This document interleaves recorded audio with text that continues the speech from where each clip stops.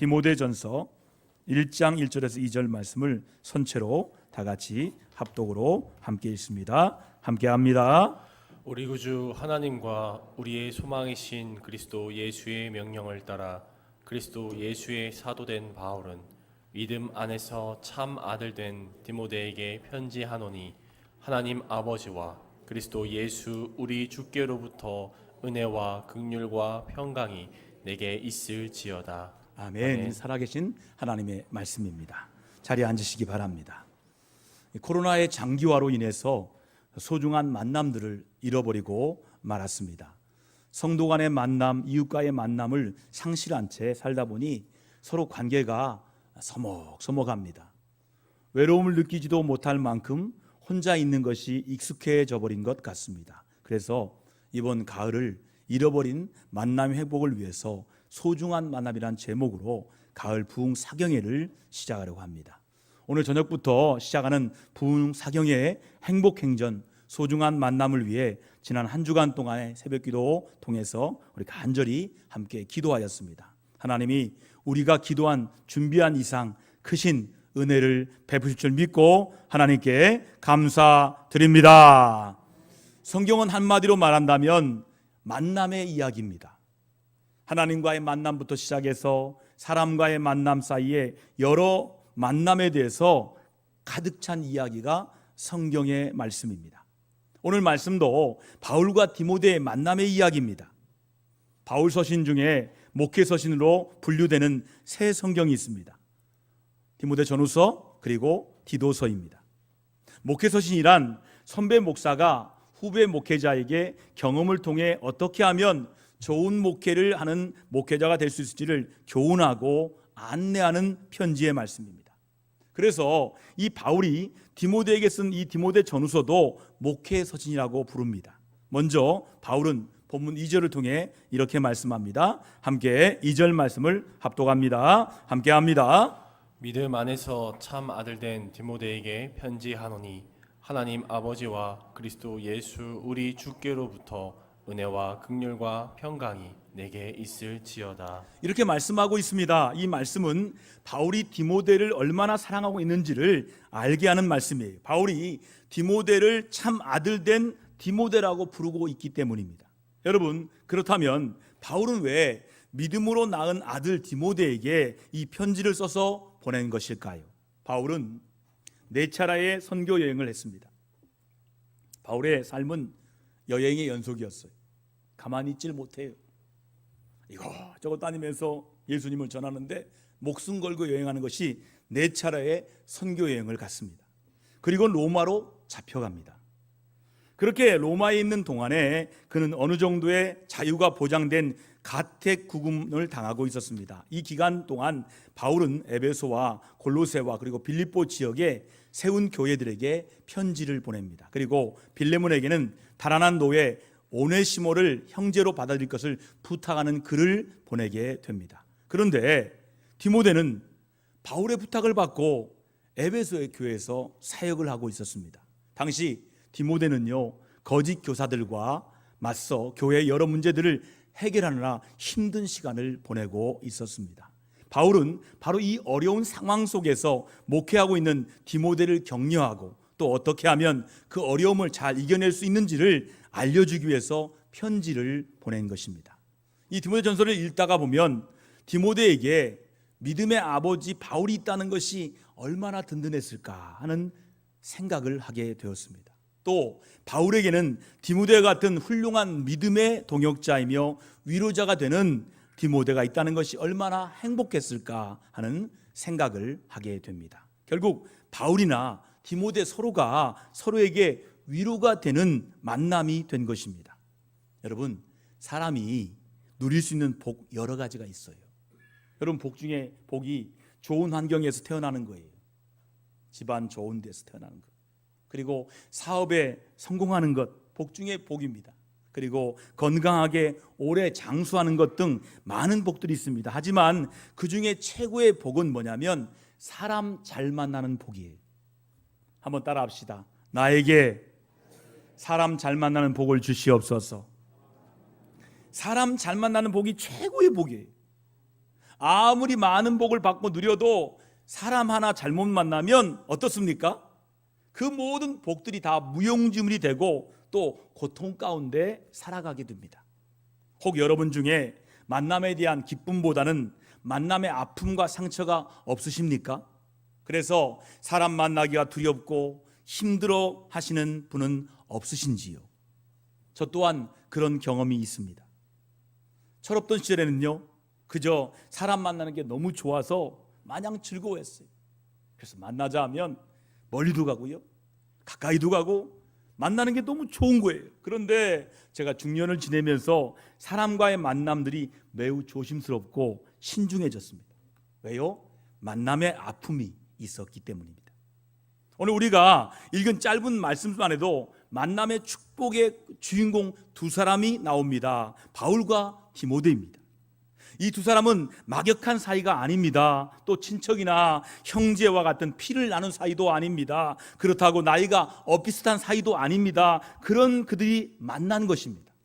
바울이 이방인을 위한 복음 전파자도 소명을 받고 1차 전도행을 할 때입니다. 그가 지금의 터키, 지금은 트리기에라고 부르라 하죠. 이 트리기의 남부의 루스드라라는 곳에 이르게 됩니다. 거기서 아버지가 헬라인이고 어머니가 유대인인 디모데를 만나게 됩니다. 그렇게 바울을 만난 디모데는 청년으로서 바울과 함께 일평생 복음을 전하는 사람으로 살기로 결단합니다. 그 후에 바울을 도우면서 선교 사역에 자신의 모든 것을 헌신하게 됩니다. 그런 디모데를 바울이 어떻게 생각했는지 그의 유서라 할 수 있는 마지막 서신, 바로 이 디모데에게 또 보낸 것을 보면 잘 알 수가 있습니다. 그렇다면 성도 여러분, 바울은 디모데를 평소에 어떤 사람으로 여기고 있었을까요? 로마서 16장 21절에 보니까 바울은 디모데를 향하여 나의 동역자 디모데라고 부르고 있습니다. 이 말은 나의 동업하는 사람이라는 뜻입니다. 그렇습니다. 먼저 바울은 디모데를 동역자, 곧 동업자로 여겼던 거예요. 여러분, 동업자는요, 살아도 같이 살고요, 죽어도 같이 죽는 거예요. 그래서 흥해도 같이 흥하고 망해도 같이 망해야 합니다. 그래서 그런지 디모데는 바울 사도가 있는 곳에는 언제나 같이 했습니다. 같이 있고 싶어 했어요. 사도 바울이 복음 전하는 곳에 어디든 함께 하였습니다. 그러다가 함께 감옥에 갇히기도 했습니다. 동역자이기 때문입니다. 또한 바울은 디모데를 형제로 여겼어요. 고린도후서 1장 1절에 보니까 바울은 디모데를 형제라고 부르고 있습니다. 물론 바울과 디모데는 형제라고 하기에는 너무 다른 점이 너무 많았습니다. 먼저는 나이에 있어서 차이가 많습니다. 아마 나이로 본다면 아버지와 아들뻘 사이입니다. 여러분, 물론 형제 혈통적으로 보면 형제가 될 수가 없어요. 바울은 히브리인 중에 히브리인이요, 바리새인 중에 바리새인입니다. 순수한 유대 혈통 가문 좋은 사람입니다. 이에 반해서 디모데는 어떻습니까? 그는 헬라인 아버지와 유대인 어머니 사이에 태어난 혼혈아입니다. 그리고 교육 수준이 차이가 컸어요. 그런데 바울은 디모데를 형제로 부르고 있습니다. 형제라는 말의 원어를 찾아보니까 아델포스입니다. 아델포스란 말은 한태, 한 몸에서 났다는 뜻입니다. 그런데 바울이 디모데를 아델포스라고 부르고 있습니다. 그러면 어떻게 바울과 디모데가 한 몸, 한 형제가 될 수 있었을까요? 그것은 바로 바울이나 디모데 모두 그리스도 예수의 태 안에서 함께 죽고 함께 다시 태어났기 때문입니다. 여러분, 쉽게 말해서 예수 그리스도가 같은 배를 가졌기 때문이에요. 그래서 바울이나 디모데 그리고 우리 모두는 하나님을 아버지라고 부르고 있는 한 형제가 된 것입니다. 이것은 동대전교회에서 믿음 생활을 하는 우리도 다 마찬가지. 우리 모두는 성도 여러분 모두가 자라온 성도 다르고, 그리고 자라온 환경도 관심사도 다 다릅니다. 그럼에도 우리는 한 형제 자매입니다. 우리가 함께 인사하겠습니다. 우리는 한 형제입니다. 우리는 한 자매입니다. 왜냐하면 우리 모두 한 분, 예수님 안에 거듭나 한 분 하나님을 아버지로 부르며 모시고 살고 있기 때문입니다. 그렇다면 우리 서로 어떻게 믿음 생활을 해야 할까요? 첫 번째는 우리 사이를 형제 사이로 알고 믿음 생활을 해야 돼요. 형제란 피를 나눈 사이입니다. 우리는 한 분 예수님의 신령한 피를 나눈 형제입니다. 그렇다면 어떻게 해야 될까요? 서로 기도해 주어야 돼요. 형제로 알고 서로 힘이 되어줘야 합니다. 교우가 어려움을 당하면 내 어려움으로 알고 짐을 나눠줘야 합니다. 예수 안에 형제로 알던 바울과 디모데가 그렇게 했습니다. 그럼 우리 동대전교회 교우 여러분들 모두도 그같이 서로를 형제로 자매로 대하고 그렇게 믿음 생활을 해야 할 줄 믿습니다. 그들이 서로 대할 때 형제 관계로만 알고 대한 것뿐이 아니에요. 바울은요, 디모데를 아들처럼, 디모데는 바울을 아버지처럼 여겼어요. 부자 관계, 모녀 관계로 알고 서로 대한 거예요. 저는 여러분들이 잘 알다시피 주일학교를 어릴 때부터 다니지 못했어요.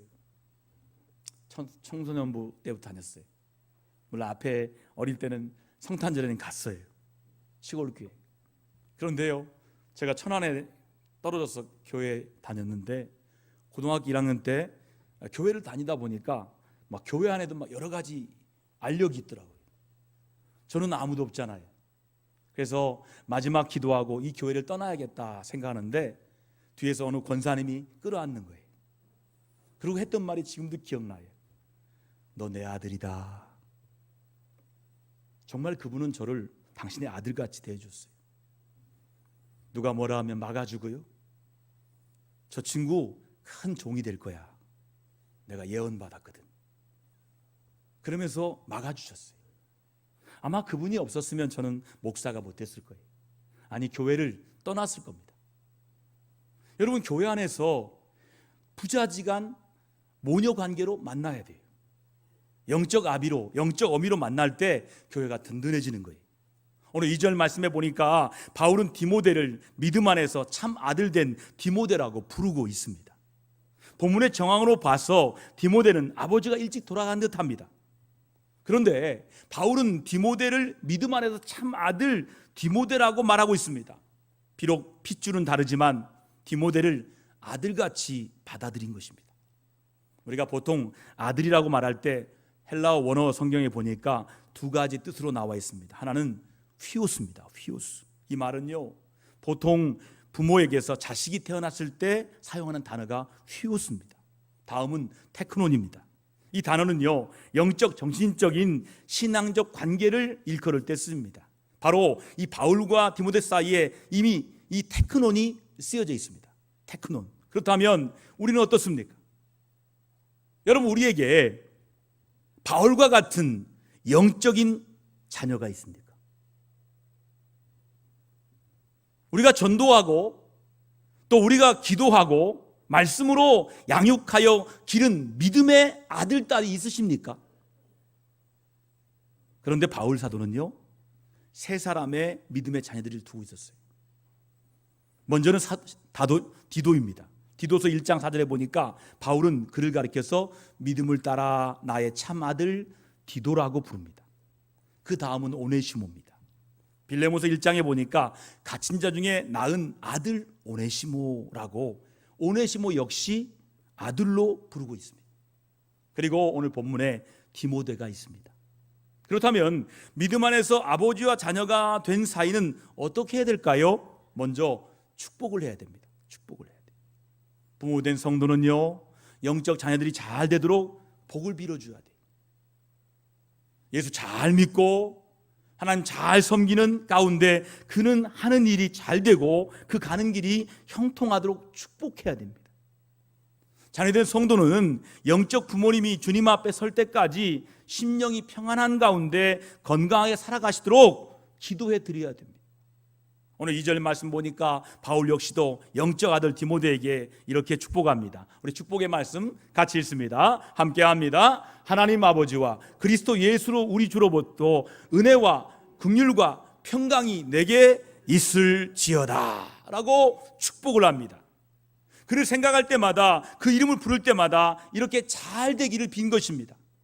그러므로 우리 동대전교회 교회 성도들도 신령한 부모, 신령한 자녀로서 서로 힘써서 축복하면서 살아야 합니다. 또 믿음의 가족들은 서로를 믿고 조언하고 필요한 것을 권하는 관계입니다. 오늘 본문 3절에 보시니까 바울이 디모데에게 특별히 당부한 것을 봅니다. 자, 당부의 말씀 같이 합니다. 함께 합니다. 내가 마게도냐로 갈 때에 너를 권하여 에베소에 머물라 한 것은 어떤 사람들을 명하여 다른 교훈을 가르치지 말며. 여러분 이 말씀 보세요. 어떤 사람들로 하여금 예수 그리스도의 교훈 외에 다른 것을 가르치지 않게 한 거예요. 여러분 바울과 디모데가 만나면 무슨 얘기했을까요? 예수님 얘기했어요. 복음 얘기만 하는 거예요. 만나서 땅값 얘기하고 뭐 누구 잘 되고 이런 얘기 하지 않았어요. 만나면 복음 얘기하는 거예요. 내가 만난 예수님, 내가 읽은 말씀, 그것 외에는 가르치지 말라는 거예요. 여러분 그 어떤 경우도 복음의 본질을 떠난 다른 교훈이나 다른 복음을 전하거나 가르치지 않도록 주의시킨 거예요. 바울은요 한 곳에 머문 사람이 아닙니다. 순회 전도자였습니다. 그런 그가 소아시아에서 전도하고 교회를 세우고 다음 전도지인 마게도냐로 떠날 때입니다. 그때 그는 그가 가장 신뢰하는 디모데를 에베소에 머물게 합니다. 그리고 거기서 아시아 선교의 중추적 역할을 할 에베소 교회 담임 목사로 감당하게 했습니다. 당시에 에베소 교회에는 많은 어려움이 있었어요. 하지만 바울은 디모데를 믿고 그 에베소 교회를 맡깁니다. 그가 마음이 여리고 유약하고 나이는 어리지만 그를 절대적으로 믿고 그 중한 사역을 맡긴 것입니다. 이렇게 믿음의 아름다운 관계는 믿고 힘들고 어려운 일을 부탁합니다. 그리고 부탁받은 자는 그러한 어떠한 부탁이라도 거부하지 않고 성실하게 잘 감당합니다. 이것이 믿음 안에 있는 신령한 가족 관계입니다.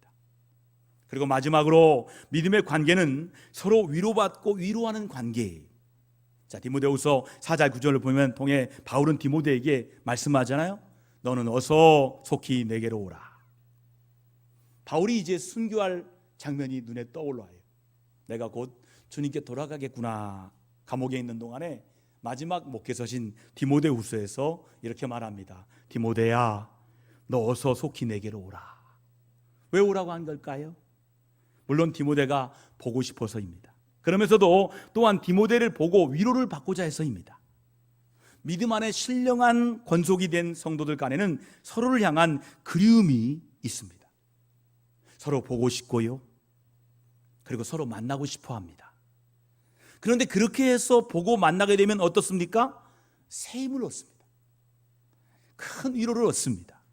바울도 마찬가지였어요. 바울이 힘들고 어려운 선교 사역 중에서도 그 일을 능히 감당할 수 있었던 것은 물론 함께 하신 하나님의 크신 은혜와 위로하심 덕분입니다. 그러면서도 또한 그에게는 디모데와 같은 아름다운 만남이 있었기 때문입니다.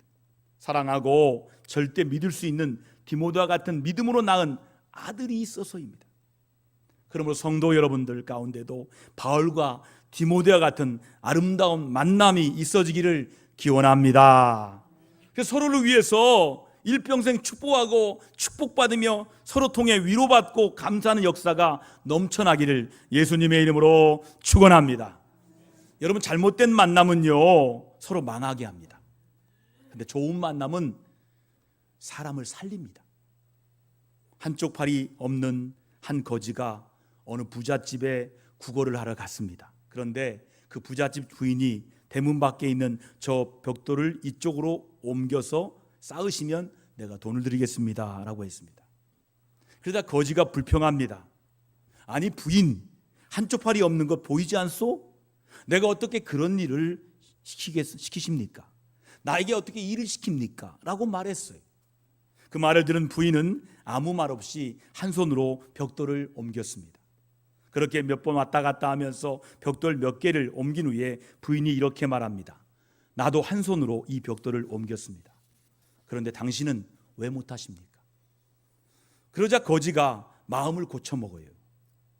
한 번에 2장씩밖에 옮기지 못하지만 그래도 벽돌을 옮기기 시작했습니다. 쌓기 시작합니다. 한 손으로 쌓다가 떨어지기도 하고 2시간 동안 벽돌을 다 쌓은 거지 얼굴은 땀으로 범벅이 되고 몹시 지쳐 있었습니다. 부인이 거지에게 새하얀 손수건을 주면서 얼굴을 닦으라고 했습니다. 거지가 얼굴을 닦으니 그 새하얀 손수건이 새까맣게 변했습니다. 그때 부인이 거지에게 일당을 주었습니다. 그러자 거지가 말합니다. 왜 이렇게 많이 주십니까? 감사합니다 하고 말했고, 이건 당신이 일을 해서 번 돈이니 감사할 필요가 없습니다라고 부인은 말했습니다. 그러자 거지는 부인 정말 감사합니다. 그런데 제게 이 손수건을 기념으로 제게 주시겠습니까? 새카만 이 손수건. 거지가 이 손수건을 가지고 돌아갔습니다. 그리고 세월이 흘렀습니다. 그 부잣집에 아주 크게 성공한 사람 한 사람이 나타났습니다. 그런데 그 사람은 한쪽 팔이 없었습니다. 그 사장이 바로 몇 년 전 부인의 집에 와서 벽돌을 옮기고 일당을 받아갔던 그 거지였던 것입니다. 그날 그 부인에게 감동을 받은 그 거지는 내가 이대로 살지 않겠다. 이대로 거지로 살지 않겠다. 한 손이라도 일해서 떳떳하게 살겠다라고 다짐하고 열심히 산 결과 성공하여 사장이 된 것입니다. 그것을 감사하러 찾아온 것입니다. 이렇게 만남은요, 아주 중요한 것입니다. 좋은 만남은 축복입니다. 그리고 그 만남이 사람을 변화시키는 것입니다. 사랑하는 동대중교회 성도 여러분, 오늘 본문에 나오는 바울과 디모데, 아름다운 만남의 축복의 주인공이었습니다.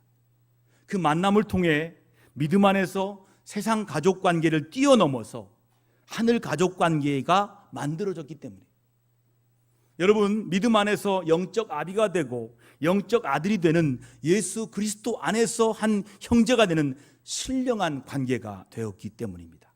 그리하여 서로 기도해주고 서로 위로하면서 하나님의 거룩한 복음사에게 함께 동참하는 사이가 되었기 때문입니다.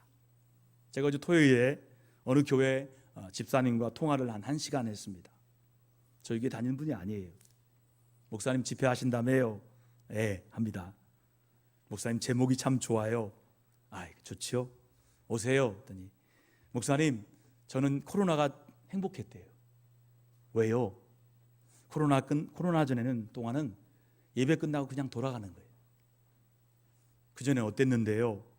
예배 은혜 받고 성도들 만나면 짜증 났대요. 성도들 만나면 시험 들었대요. 이게 이 성도들과 만남이 없는 이 코로나가 너무 좋다는 거예요. 그래서 집사님, 그것만은 아닙니다. 좋은 만남도 있습니다. 그분에게 만남의 아픔이 있는 거죠. 만남의 치유가 있기 바랍니다 하고 기도해 드렸어요. 그때 우시더라고요. 여러분, 결론적으로 말씀드립니다. 복 중에 가장 큰 복이 뭘까요? 아름다운 만남의 복이에요.